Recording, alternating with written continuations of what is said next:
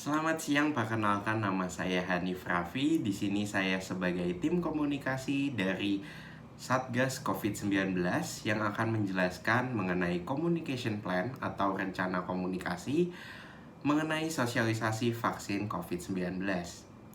Nah, telah kita ketahui bahwa vaksin COVID-19 ini sudah masuk ke Indonesia, namun sampai saat ini kita belum memiliki kepastian dan juga bagaimana penjelasan mengenai tahap-tahap dan prosedur yang harus dilalui oleh masyarakat.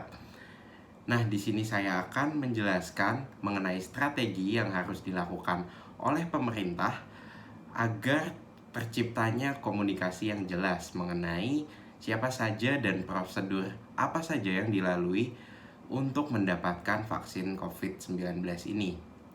Pertama, saya akan membahas mengenai analisis situasi. Saat ini masih terdapat ketidakpastian siapa saja yang menjadi penerima vaksin dari COVID-19 ini, sehingga pemerintah harus lebih fokus terhadap sosialisasi mengenai tahapan serta prosedur yang harus dilalui oleh masyarakat untuk mendapatkan vaksin ini. Selain itu, agar tidak terjadi perbedaan data antara pemerintah pusat dan juga pemerintah daerah, pemerintah pusat dan juga pemerintah daerah harus memiliki koordinasi yang jelas dan juga koordinasi yang tentunya baik. Hal ini juga guna menghindari adanya miskomunikasi yang terjadi. Nah, selanjutnya saya akan menjelaskan mengenai tujuan objektifnya. Buat apa kita merancang sebuah komunikasi ini tanpa adanya tujuan? Nah, berikut tujuan objektifnya. Yang pertama, yaitu memberikan sosialisasi dengan jelas kepada masyarakat. Yang kedua, memastikan pesan dan informasi tersampaikan dan dapat dipahami. Mengurangi ketidakpastian yang ada di masyarakat tentunya. Membuat informasi menjadi lebih transparan. Yang kelima, memastikan sosialisasi dapat diterima dan sampai secara menyeluruh, baik di kota maupun di pedesaan. Yang terakhir, yaitu menjelaskan mengenai tahapan kebijakan yang diambil oleh pemerintah agar lebih transparan. Setelah tujuan, kita memiliki target audiens. Nah, yang menjadi target audiens dalam sosialisasi mengenai vaksin COVID-19 ini, yaitu terdapat beberapa individu maupun kelompok, yaitu yang pertama pemerintah pusat, pemerintah daerah, dan juga dinas-dinas terkait. Yang kedua, tenaga medis dan juga relawan garda terdepan. Yang ketiga, yaitu pasien terdampak COVID-19. Kemudian ada masyarakat umum dan juga aparat kepolisian dan TNI. Selanjutnya, ada organisasi dan kelompok masyarakat. Nah, selanjutnya pesan-pesan apa saja yang harus disampaikan oleh pemerintah dalam melakukan sosialisasi kepada masyarakat? Yaitu yang pertama, ada target. Siapa saja yang akan menjadi calon penerima dari vaksin COVID-19 ini? Selanjutnya, ada prosedur, yaitu langkah dan tahapan apa saja yang harus dilalui oleh masyarakat. Dan yang terakhir yaitu mengenai jadwal. Kapan dan di mana vaksin ini akan dilakukan di setiap daerahnya.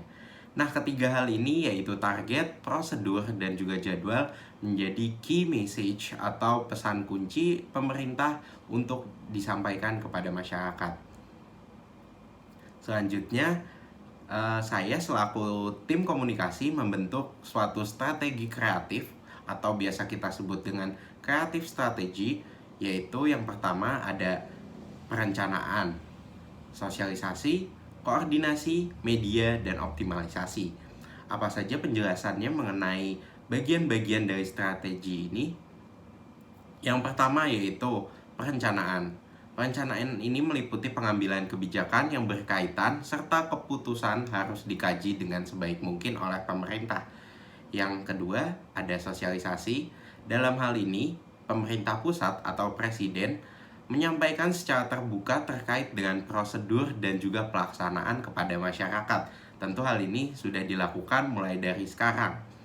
Selanjutnya ada koordinasi, di mana pengambilan keputusan harus dikoordinasikan dengan pemerintah daerah dan juga dinas terkait agar tidak adanya miskomunikasi dan juga perbedaan data tadi. Selanjutnya yaitu strategi melalui media, di mana media ini menjadi penyampai informasi. Penyampaian informasi dapat dilakukan melalui media, baik media cetak maupun media digital.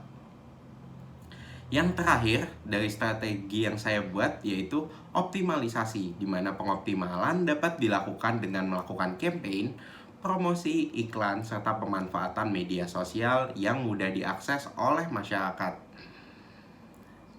Dan selanjutnya, dan juga merupakan rencana komunikasi terakhir dari saya, yaitu adanya media plan.